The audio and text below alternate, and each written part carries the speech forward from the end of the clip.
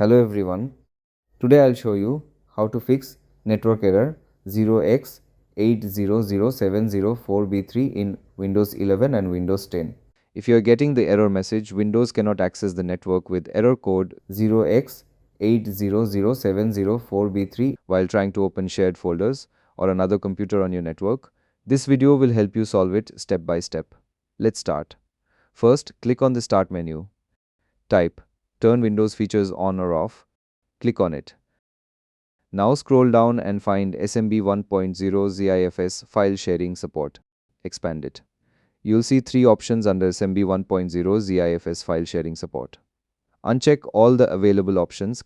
Click OK.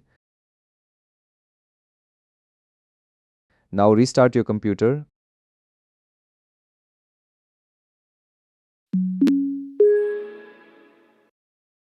After restarting, press Windows plus R type MRT. Press Enter. Click on Yes. Click Next. Select Full Scan. Click Next again and wait for the scan to complete.